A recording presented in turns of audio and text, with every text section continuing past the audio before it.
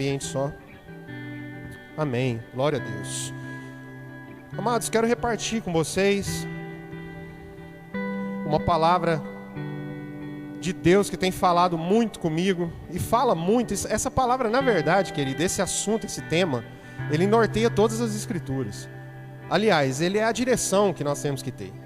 E essa noite eu quero falar com vocês sobre maturidade. Se quiser colocar o banner, quiser colocar aqui atrás também, pode ficar à vontade, viu, Daniel? Vou colocar aqui atrás. Eu quero falar com vocês sobre maturidade. Pode voltar a câmera para mim, por favor? Queridos, entenda uma coisa.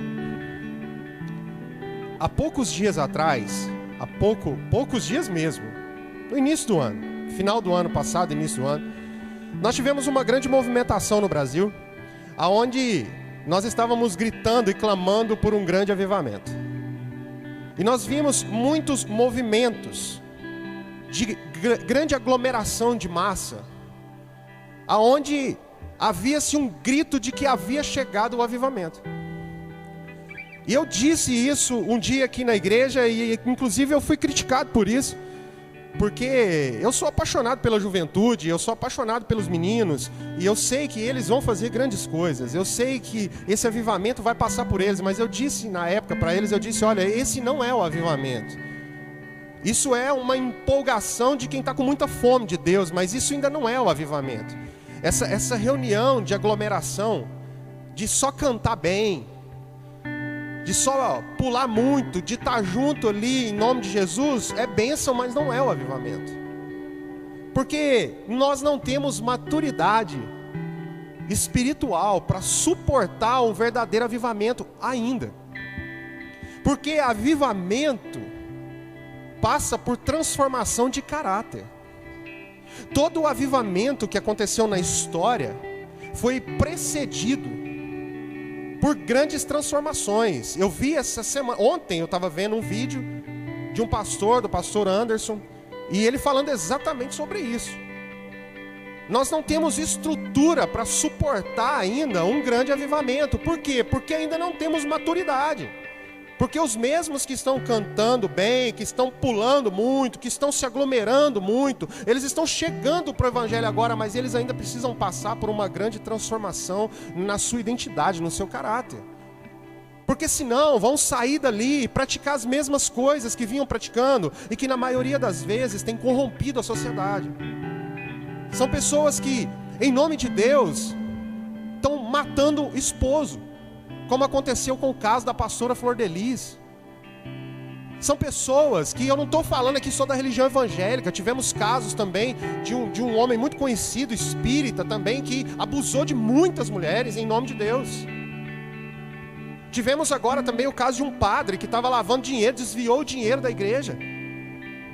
Usou laranjas para desviar o dinheiro da igreja. Como que Deus vai derramar um avivamento sobre uma estrutura frágil dessa? Por isso nós precisamos voltar agora e ver o que Deus quer de nós. Porque a palavra de Deus diz que Deus quer de nós os frutos do Evangelho. Deus quer de nós os frutos que tem o nome dEle, que tem a cara dEle.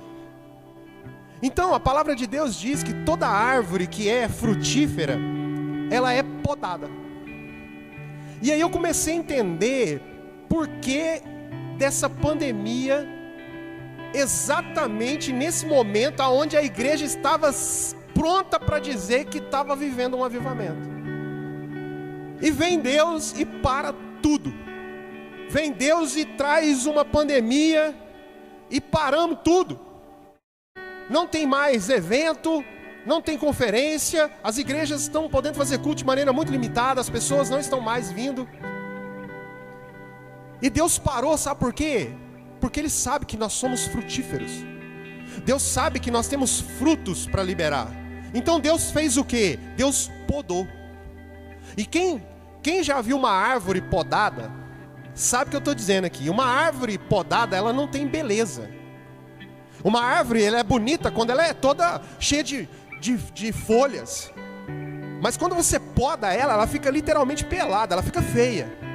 E isso traz para nós uma revelação de que Deus não tem compromisso com a nossa aparência, irmão. Avivamento não é aparência. Avivamento não é só igreja cheia. Avivamento não é só grito histérico. Avivamento não são só as bandas que sabem cantar muito. Não são só os artistas gospel. Não são os pregadores de conferência. Avivamento não é só isso. Deus não tem compromisso com a aparência. Deus tem compromisso com os frutos. Deus tem compromisso com transformação de caráter na sociedade. Deus tem compromisso com gente transformada. Por isso que árvore que dá fruto, Deus vem e poda. Porque a igreja do Senhor vai dar muito fruto. Mas são os frutos do Espírito Santo, de bondade, longanimidade, paciência, amor, perdão. São os frutos que essa árvore chamada igreja vai produzir nos próximos anos. Deus veio com essa pandemia e podou tudo. Tirou a beleza, tirou o glamour. Quando Jesus encontrou uma figueira, querido, à beira do caminho, Jesus foi numa figueira que estava com muitas folhas. Ele foi numa figueira que estava bonita, entre aspas. Era uma figueira chamativa, chamava atenção. Assim como a igreja e o movimento da igreja nos últimos anos tem chamado a atenção. Aliás, os filhos de Deus têm chamado a atenção. Tem chamado a atenção pelo glamour, pelo destaque, pela conquista, pelo evangelho da prosperidade, pelo Deus que dá. Só que Jesus chegou nessa árvore que estava bonita, cheia de folhas. Aparentemente ela estava muito bonita. Só que Jesus não foi procurar folhas e nem beleza. Jesus não foi procurar sombra. Jesus foi procurar frutos. E quando ele viu que não tinha frutos, a Bíblia diz que ele amaldiçoou essa figueira. E ela secou. Então nos próximos anos, a igreja que foi agora podada, que foi literalmente podada, que foi tirada dela a beleza, agora essa igreja está pronta para produzir fruto. Então que nos próximos dias agora, próximos meses, à medida que nós formos retomando a nossa vida, que nós possamos não ficar de novo querendo fazer sombra. Que na nossa vida a gente não queira viver de beleza. Que no nosso trabalho eu não queira ser o cara que é o cara mais próspero porque tem um carro novo, ou só porque tem uma conta rechonchuda no banco. Tudo isso faz parte da vida, irmão, mas esse não pode ser o sentido. Porque isso é só as folhas, a beleza. Mas Deus quer pessoas maduras. Porque um sinal de maturidade, o sinal de maturidade de uma menina, de uma mulher, é quando ela está pronta para gerar. É quando ela está pronta para produzir filhos, que ela está pronta para multiplicar. Esse é um sinal de que ela atingiu a maturidade. Assim como a igreja precisa atingir essa maturidade nos próximos anos. Essa igreja agora precisa estar pronta para gerar. Mas para isso, ela precisa amadurecer. Então eu queria te convidar a ler um texto comigo, que está em 1 Coríntios, capítulo 13, no versículo 11. 1 Coríntios, capítulo 13, verso 11. Se alguém puder trazer uma água para mim, eu fico feliz. 1 Coríntios capítulo 13, no verso 11, olha o que o apóstolo Paulo escreveu à igreja de Corinto. Disse assim: quando eu era menino, falava como menino, pensava como menino e raciocinava como menino. Quando me tornei homem, deixei para trás as coisas de menino. Pega ali um negocinho para nós lá, de pôr aqui, ó, deve estar lá no fundo lá. Querido, quando o apóstolo Paulo escreveu isso, quando o apóstolo Paulo escreveu esse versículo, nesse texto, ele estava dizendo algo aqui, quando ele disse assim, quando eu era menino. Então ele estava usando no verbo passado, quando eu era menino. O problema é que a gente não se atenta para essas coisas. Quando eu era, quer dizer que eu deixei de ser. Quando eu era menino, quer dizer que eu não sou mais menino, que eu andei, que eu saí desse lugar. Mas a maioria de nós prefere continuar falando como menino, continua pensando como menino, continua raciocinando como menino. Irmão, deixa eu te falar uma coisa. Nesses dias agora, esses meses na verdade, nós estamos a vamos chegar a 6 meses já praticamente dessa pandemia, dessa coisa louca que nos atingiu. Nesse tempo, nesse período que a igreja ficou, abre, fecha, pouca gente com medo, pode isso, não pode aquilo, ainda não está podendo nada. Nesse tempo, querido, Deus deixou claro quem são os maduros e quem são os meninos. Porque se existe um grupo de meninos, raciocina comigo, vamos pensar aqui. Se eu tô lá, eu chego lá em casa, aí tem um grupo de meninos, criança. Se eu sou uma criança e eu chego e me deparo com esse grupo, o que eu mais quero fazer é fazer bagunça com eles. Então se os meninos estão correndo, eu vou correr. Vocês estão brincando de esconde-esconde, eu vou brincar. Vocês estão jogando videogame, eu quero jogar videogame. Por quê? Porque eu sou menino tanto quanto eles. Então o menino quer fazer coisa de menino. Nesses dias de pandemia nós vimos muitos irmãos que são meninos fazendo coisa de menino, falando como menino, pensando como menino, agindo como menino. Mas se eu sou um adulto maduro e chego num lugar onde tem muitos meninos, eu não quero fazer o que os meninos estão fazendo, eu quero cuidar dos meninos. Eu quero olhar para ver se eles não vão se machucar. Eu quero corrigi-los naquilo que eles estão fazendo de errado. Eu quero zelar por eles, eu quero cuidar deles.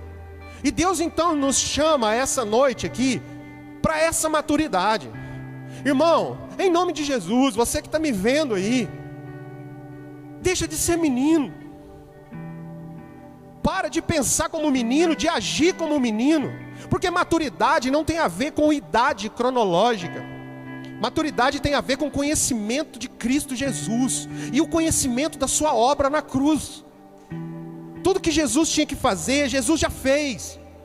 Então, olhando para o sacrifício da cruz, olhando para aquilo que Jesus é, para aquilo que Jesus representa, eu não posso mais viver uma vida de menino. E a igreja está clamando e chamando para você sair desse lugar de meninice, de infantilidade e entrar no lugar de maturidade. Porque o apóstolo Paulo disse: quando eu me tornei homem, ou seja, quando eu me tornei maduro, eu deixei para trás as coisas de menino. Irmão, quantas coisas nós temos passado dificuldade aqui no ministério, porque pessoas que nós julgávamos que eram maduras têm agido como menino, que na hora de assumir a bronca de cuidar dos irmãos estão querendo fazer o que os meninos estão fazendo. E o Senhor vem aqui hoje para falar com você. É você que está vendo aí, é você que está sendo tocado por essa palavra, dizendo para você que acabou o tempo de menino, que esse tempo de menino já acabou, que agora você precisa ser homem e maduro. E gente madura deixa para trás as coisas de menino. Porque gente que ainda é menino, pessoas que ainda são meninos, veem Deus como um chefe. São pessoas que veem Deus como um tirano.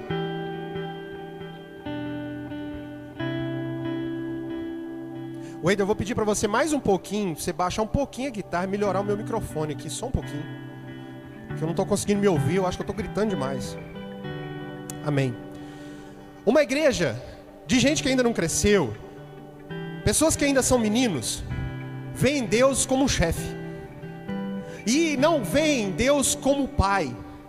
E esse é um dos grandes problemas da gente ainda continuar menino, porque nós vamos vendo somente o lado da punição e não vemos o lado da graça, não vemos o lado da segurança. Nós estamos vivendo dias de muita insegurança, irmão. São dias que nós não sabemos o que será de nós amanhã, nós não sabemos o que será de nós daqui a pouco. Podemos chegar em casa e ver no noticiário da TV que mudou tudo. Então nós estamos vivendo com muita insegurança, e para nos trazer de volta a segurança, nós precisamos parar de ver Deus como chefe, ver Deus como pai. Um pai que corrige sim, um pai que puxa a orelha sim, um pai que traz de volta sim, para o caminho certo sim, mas um pai que ama. Lá em casa, a Ana Luísa, que é a menorzinha, que ainda que mora com a gente ainda, a Ana Luísa, às vezes ela apronta lá em casa e faz as bagunças de adolescente, e a mãe dela dana com ela, e a gente dana com ela, e aí ela vai pro quarto dela, sai pisando até duro para ir para lá, porque vai receber a correção de ficar às vezes no quarto de castigo. E nós colocamos ela lá, falamos o que tem que falar, e ela vai para lá, não vai achando bom. Só que quando dá a hora do almoço, eu vou lá e bato na porta. E eu digo: filha, está na hora de almoçar. Vamos almoçar. Porque uma coisa é eu corrigir ela, outra coisa é eu ser maldoso com ela. Porque eu não sou chefe dela, eu sou pai dela. Assim é Deus. Deus não é seu chefe, Deus é seu pai.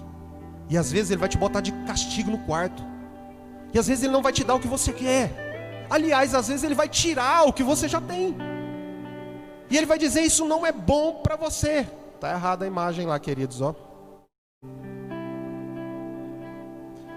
Volta a câmera. Está tampando tudo lá.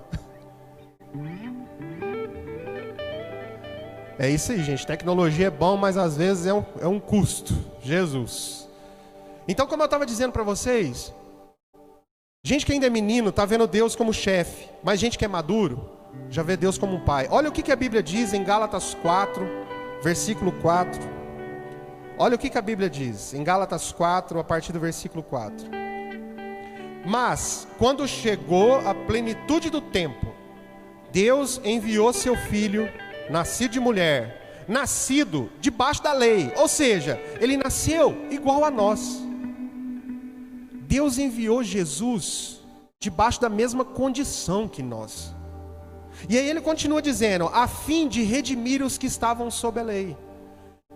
Querido, quando a gente vai ensinar para um filho, ensinar algo para uma criança, isso já é comprovado pela ciência, que a melhor maneira que tem de você ensinar uma criança é você chamar ela para dizer o que você tem que dizer para ela, mas você tem que abaixar até ficar com os olhos nivelados nos olhos dela. Você tem que descer até a altura dos olhos dela e olhar nos olhos dela e dizer o que você tem que dizer. E quando eu olho para isso, eu entendo o que Deus fez. Deus desceu até nós, no mesmo nível que nós, para ensinar para nós com autoridade, para a gente deixar de ser menino e começar a crescer. Deus desceu ao nosso nível. Jesus veio para redimir os que estavam sob a lei, mas Ele nasceu debaixo da mesma lei. Ele não nasceu fora da lei, Ele nasceu debaixo da lei. Mesmo sendo o Deus da lei, Ele se submeteu à lei. Deus era o Deus da lei, se submeteu à lei para redimir os que estavam debaixo dessa lei. E aí ele continua dizendo: para que recebêssemos a adoção de filhos. E porque vocês são filhos, Deus enviou o Espírito de seu Filho ao coração de vocês, e Ele clama: Abba, Pai. Então qual o Espírito que está sobre nós hoje? É o Espírito de Cristo, e Cristo é o quê? O Filho de Deus. Então o Espírito que está sobre nós é o Espírito de filiação, ao qual agora eu posso dizer: Abba, Pai. Eu posso dizer: Deus, meu Pai. E não Deus, meu chefe. Uma das maiores práticas de imaturidade que eu conheço é o legalismo dentro das igrejas pelas religiões. De coronéis da fé querendo mandar nas pessoas com autoritarismo. Todo lugar que tem um pastor ou um padre, qualquer um que seja autoritário, ele está criando uma igreja de menino. Porque não é com autoritarismo que nós fazemos isso, mas é com o entendimento de que filhos de Deus precisam crescer conforme a imagem e semelhança do próprio Deus. E para isso, eu não preciso agir com autoritarismo, eu preciso agir com amor de pai. E é isso que Deus fez. Uma igreja madura, ela vê graça em tudo e em todos, porque ela carrega o mesmo Espírito que nos salvou, o mesmo Espírito, mesmo não merecendo. Ou será que tem alguém aqui me assistindo que acha que mereceu a salvação? Que mereceu o favor de Cristo na cruz? Não foi por mérito, querido. Foi pela graça. A graça que revelou um Pai, que corrige, que exorta, que ensina o caminho, mas que ama, que zela, que cuida, que quer estar perto, que quer estar junto, que está tão junto, que colocou o Espírito Santo dentro de nós. Um Deus que quer que você cresça, que você deixe de ser menino. Não é momento mais de ser menino, é momento de crescer. Meninos têm mais medo de ir para o inferno do que vontade de voltar para o céu. Mas gente madura sabe que precisa trazer o céu para a terra. Irmão, a maioria das pessoas que eu conheço, inclusive eu estou pregando para mim, irmão, entenda uma coisa aqui. A gente precisa parar com essa hipocrisia de querer ensinar para os outros aquilo que a gente também precisa se submeter ao ensino. Não é porque eu estou aqui com esse microfone na mão que eu sou Deus para dizer para você. Não, eu sou um filho de Deus que estou me colocando debaixo desse mesmo lugar aí, junto com Deus, para que nós todos juntos possamos chegar à estatura de varão perfeito. Então uma igreja de gente madura, ela sabe que tem que trazer o céu para a terra. Mas um lugar de meninos, o povo está indo para a igreja porque tem medo de ir para o inferno, irmão. Eu já falei isso aqui numa pregação aqui. É igual o cachorro correndo atrás da gente de bicicleta. Pelo amor de Deus, a gente corre olhando para trás. Quanto mais o cachorro corre, mais a gente corre. Parece que precisa de ter um capeta atrás da gente para a gente poder sair do lugar. Sendo que Deus olha para a gente e fala assim: para de olhar para trás. Para de correr do diabo. Eu não te fiz para correr de diabo. Eu te fiz para você olhar para mim e correr para mim. Porque uma hora esse diabo para de correr atrás de você e você vai achar que está tudo bem, você vai parar de andar em direção àquilo que você precisa andar. Mas se você olhar para mim, você sempre vai me ver de braços abertos, dizendo para você: vem, porque eu estou te esperando. Gente madura não fica querendo correr do diabo. Não vem para a igreja porque está com medo de ir para o inferno. Vem para a igreja porque está com vontade de voltar para casa, está com vontade de ir para o céu. A gente precisa vir para cá porque a gente sabe que a gente tem que trilhar um caminho de volta para casa. E enquanto isso não acontece, trazer o céu para a terra, porque o diabo já está dominando tudo. Todos os ambientes aonde nós deveríamos estar levando a presença de Deus já estão dominados pela ausência dos filhos de Deus. A Bíblia diz que a terra clama pela manifestação dos filhos de Deus. O que é a manifestação dos filhos de Deus? É manifestar as coisas do céu na terra. É trazer o Espírito de Deus para a mesa. É trazer o Espírito de Deus para dentro da casa. É trazer o Espírito de Deus para o trabalho. É trazer o Espírito de Deus para o casamento. É buscar de Deus aquilo que é de Deus, as coisas do céu. Porque no fim, querido, é para lá que nós vamos voltar. É para lá que Deus quer que a gente tanto volte.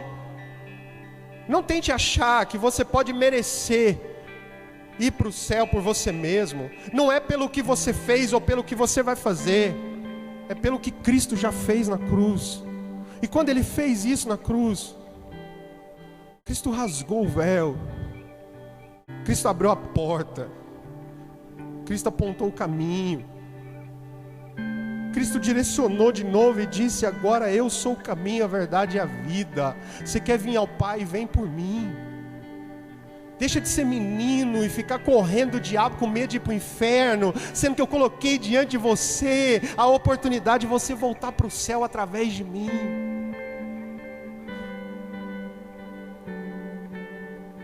Mas a gente fica correndo do diabo, querido. Sabe o que Jeremias escreveu? Jeremias escreveu em Lamentações 3:22, ele disse assim: As misericórdias do Senhor são as causas de não sermos consumidos, porque suas misericórdias se renovam a cada manhã. Sabe por que a gente não é consumido? Não é porque nós somos bons crentes, não é porque agora eu virei evangélico, porque agora eu tenho uma Bíblia, porque agora eu sei até cantar os louvores da igreja. Não é por isso que nós não somos consumidos, querido, porque isso para Deus, sem transformação de nada vale. Sabe o que faz a gente não ser consumido? A misericórdia de Deus. As misericórdias de Deus que se renovam a cada dia. Cada dia que você acorda, as misericórdias de Deus se renovam sobre a sua vida. É uma nova oportunidade, é uma nova chance. Todo dia quando você abrir o seu olho, você puxar o ar que você respira, diga: Deus, obrigado pela tua misericórdia. Obrigado, Senhor, pela tua misericórdia. Porque se não fosse a tua misericórdia, o que seria de nós? O que seria de nós? O que seria dos nossos filhos, do nosso casamento, da nossa casa, da igreja, do nosso trabalho, sem a tua misericórdia? Porque a tua misericórdia me abraçou na cruz do Calvário. Porque a tua misericórdia disse lá no Getsêmani: Pai, está doendo demais, eu estou suando sangue, eu estou angustiado demais, porque eu sei que vai ser muito dolorido, vai ser muito difícil o que eu vou passar. Mas a tua misericórdia gritou no Getsêmani: mas seja feita a tua vontade, não a minha. Foi a tua vontade que prevaleceu no Getsêmani para dizer: pela misericórdia do Senhor. Pelas misericórdias do Senhor nós não vamos ser consumidos pelo pecado. Então gente que é madura sabe que a misericórdia de Deus vai levar ele para o céu, e ele não precisa ficar correndo do inferno, irmão. Irmãos, tem uma das coisas que a gente pouco faz aqui. Tem gente que fala assim: vocês não pregam sobre o diabo. Não, eu quase não vejo vocês falar sobre o diabo. E aí eu digo: para que falar sobre o diabo se nós já estamos, na maioria das vezes, vivendo uma vida diabólica? Eu não preciso ficar falando do diabo, porque quando a gente não tem Cristo na nossa vida, nós estamos vivendo a vida de quem? Quando eu não tenho o caráter de Cristo em mim, quando eu não tenho a misericórdia de Cristo em mim, eu tenho o quê? Eu não tenho meio termo, irmão. Então eu não vou ficar falando do diabo. Eu vou ficar falando daquilo que me traz esperança. Eu vou ficar falando daquele que me salvou, daquele que venceu o diabo na cruz, entregou um diabo derrotado para mim, para dizer para mim: agora basta você ter o meu espírito, basta você ser como eu fui, eu já te mostrei.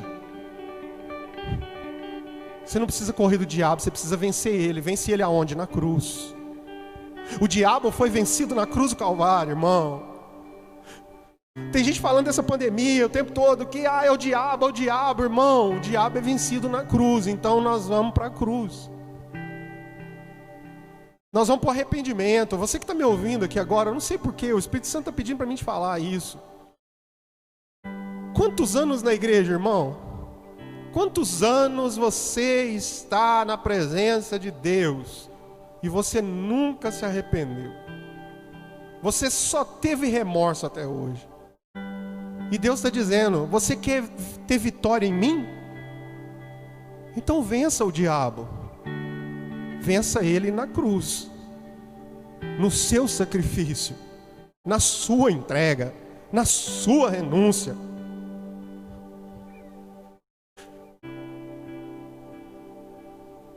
Deus não gosta de ver o sofrimento dos filhos dele. Deus não tem prazer no sofrimento. Mas Deus sabe que é necessário corrigir. E para que a gente não sofra eternamente, muitas vezes nós vamos ter que sofrer aqui, para se arrepender. Para se arrepender. Eu falo muito para os meninos aqui, e não vou parar de falar. Eu sei que são jovens, eu sei que têm desejos de juventude, mas só tem um caminho para eles serem salvos assim como eu.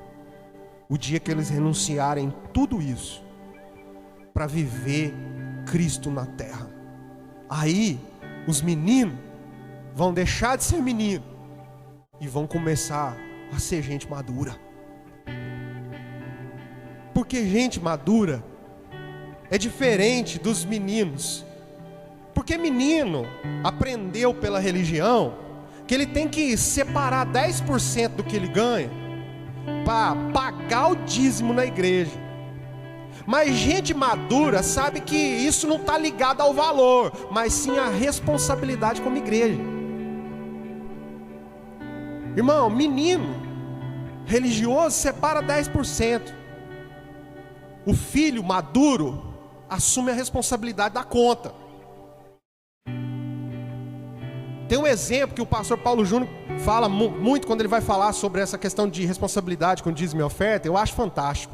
E ele conta uma história que ele diz que você quer saber quem que é os crentes quando vai na pizzaria. Aí você define certinho quem que é menino de quem é maduro.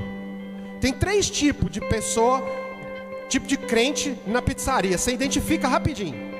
Vai todo mundo para comer, senta os 3. Aí pede a pizza, todo mundo come. Aí você descobre os tipos de crente na hora de pagar. Porque na hora de pagar, tem o crente arrebatado. É o crente espiritual. Na hora de pagar, ele vai embora, porque ele precisa ir para o monte orar. Ele vai embora. Rapidinho, fala, não me dá um desejo de orar, eu vou embora. Eu não vou ajudar vocês a pagar essa pizza não, mas eu vou orar para vocês pagar, para Deus dar graça para vocês pagar. Eu não contribuo na igreja não, mas eu vou orar para vocês lá, para Deus dar graça do aluguel cair do céu, a energia cair do céu, o restaurante, a comida vir do céu, os investimentos que vocês querem fazer nas crianças vir do céu. Eu vou orar.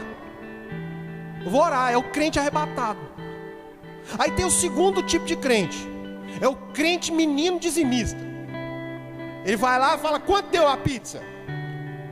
Deu R$31. Ah, então peraí, nós estamos em 3. Então a minha parte aqui, 31 dividido por 3 dá R$10, 33 centavos. Ele pega, arranca as moedas do bolso e dá certinho, só aquilo, 10 mais um pouquinho.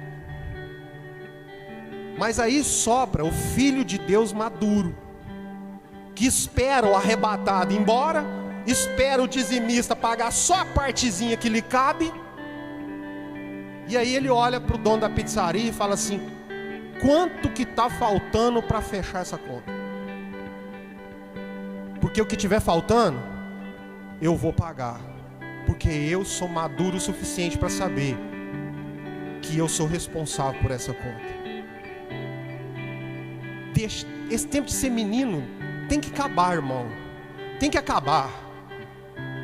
Infelizmente a maioria de nós ainda está lá no crente arrebatado, no espiritual. Estamos custando, uma pequena parte está mudando para o cara que conta até as moedas. Mas eu tenho certeza que depois dos dias que nós estamos vivendo, Deus vai levantar os maduros responsáveis para dizer assim, quanto que está faltando? Essa conta é minha, eu vou ajudar a pagar. Porque não é tempo mais de ser menino, é tempo de ser maduro. É tempo de assumir as responsabilidades. Eu não devolvo dízimo por obrigação. Eu contribuo na obra de Deus por gratidão ao meu Pai. Eu não faço nada por obrigação, mas eu dou além do que eu sei que a lei diz que eu tenho que dar, por gratidão a Deus. Porque Deus não me deu só 10%, não me deu só uma ofertinha, Deus me deu tudo. Entregou na minha mão, falou assim, está aqui a semente, cuida dos seus filhos, cuida da sua esposa, coloca comida na mesa, meu filho, compra roupa para os seus meninos, você tem até um carro para você andar, mas faz um favor para mim, vai lá na minha obra e vê a parte que te cabe, e seja homem, seja maduro, não seja menino. Porque o dia que você fizer isso, você vai ver que eu vou prover o recurso para você. Não é eu dou para Deus me dar. Deus me dá para mim ser responsável.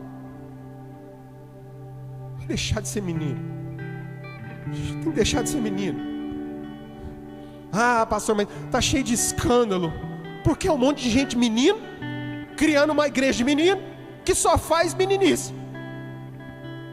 Gente que está matando os outros por causa de dinheiro. Gente que está sendo preso por corrupção na política e é pastor. E é pastora matando marido. E é escândalo um atrás do outro.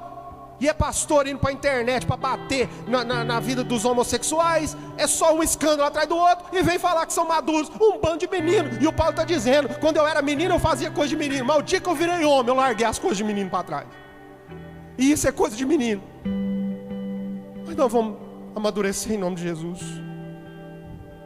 E para a gente encerrar, irmãos, a cada ano, querido, eu tenho aprendido mais com Deus. E eu sei que eu tenho muito mais para aprender. Por isso eu agradeço por tudo que Ele me ensinou até aqui. Mas dentre as coisas que eu vivo aprendendo, a que mais me confronta todos os dias é saber que, como humano, eu tenho muitos desejos e muitas vontades que não vêm do coração de Deus. Mas o melhor para mim é me deleitar no Senhor e deixar que a vontade dEle prevaleça sobre a minha. E parar de lutar com Deus para viver menino. Parar de ficar brigando com Deus para ficar sendo menino o resto da vida. Mas é preciso se deleitar agora na vontade do Senhor e deixar que ela prevaleça sobre nós. E a vontade de Deus é que a gente cresça. Nós precisamos amadurecer, querido. Ser batizados de novo com o mesmo Espírito que estava sobre os apóstolos, que pregavam não por interesse, não esperavam recompensas aqui na terra, mas entregavam suas vidas como sacrifício, para que Cristo e o Evangelho da verdade fosse conhecido.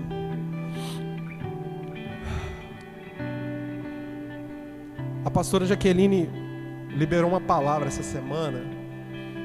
Ela vendo um texto e ela me falou algo muito, mas muito profundo e muito alinhado com o que Deus está fazendo.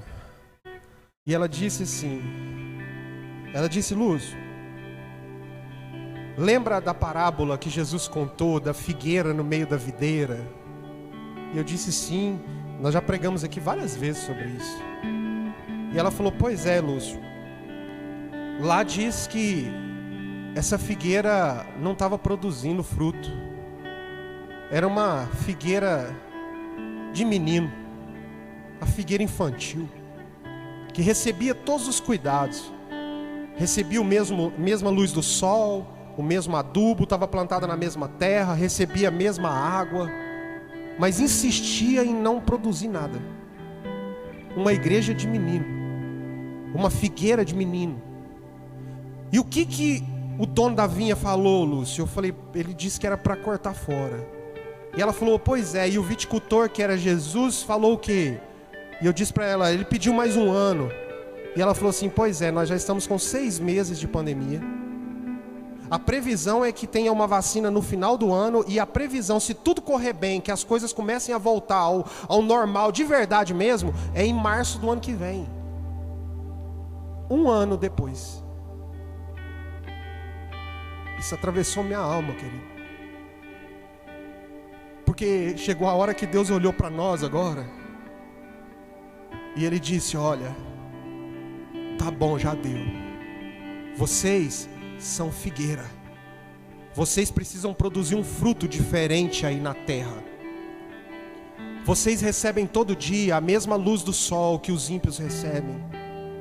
Vocês recebem o mesmo cuidado. Eu cuido de todos, inclusive de vocês. E eu tenho zelado de vocês. E Deus está dizendo, pela minha vontade, já era hora de arrancar vocês, porque vocês insistem em ser figueiras imaturas. Figueiras que não querem amadurecer e não querem produzir frutos. Mas como vocês têm um intercessor, e esse intercessor é meu filho, e foi ele que salvou vocês, então ele pediu mais 1 ano. E nesse ano, ele disse que vai expor as raízes de vocês. E ele está expondo as raízes. Quantos líderes religiosos caíram em 6 meses de pandemia, foram escandalizados, foram expostos e vão continuar sendo, porque Deus está expondo as raízes. E Ele vai colocar esterco, que significa humus, que significa humildade. Deus está expondo a podridão da humanidade, para que ela volte a ser mais humilde, receba mais humildade. E um ano vai chegar agora em março do ano que vem. Eu tenho um recado profético de Deus para você que está me acompanhando. Você tem até março então, assim como eu, para começar a produzir frutos para o Senhor. Ou então, Ele não vai deixar mais você falar no nome dEle. Eu estou dizendo isso talvez para pessoas que estão liderando alguma coisa, ou para você que há muitos anos está brincando de igreja, que há muitos anos está brincando de evangelho. E Jesus está dizendo: eu parei tudo um ano para cuidar de vocês. Mas esse um ano está vencendo, vai vencer. E aí aqueles que produzirem frutos vão permanecer. Aqueles que não produzirem vão ser arrancados e jogados fora. Ai, pastor, eu vou ser abandonado de Deus. Não, eu acho que você vai perder uma grande oportunidade de viver a vontade de Deus, de produzir frutos para Ele. Sabe, querido, essa pandemia, ela fez com que nós vivêssemos um distanciamento social, porque é preciso. Mas por outro lado, essa pandemia abriu uma oportunidade de uma aproximação celestial. A porta está aberta e Deus está dizendo: vem, sai desse lugar de menino, e eu vou te tornar um homem, uma mulher maduro no reino, para você produzir frutos. Porque eu não estou interessado na sua beleza estética, eu estou interessado nos frutos que você precisa produzir. Que Deus possa ter ministrado no teu coração, assim como ministrou no meu. Recebe essa palavra em nome de Jesus. Eu quero ter uma palavra de oração agora.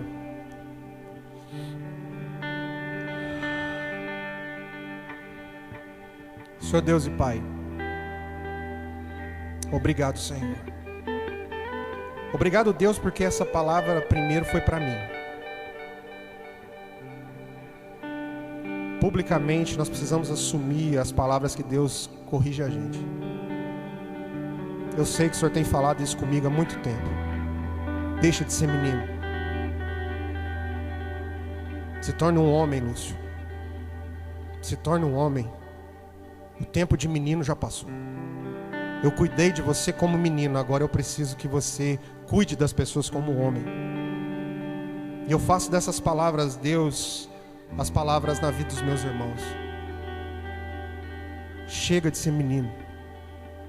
Não é hora mais de falar como menino, de pensar como menino, de raciocinar como menino. Mas sendo homem e mulher madura, deixar para trás as coisas de menino e começar a praticar coisa que gente madura pratica. Nós temos muita coisa para fazer, Senhor.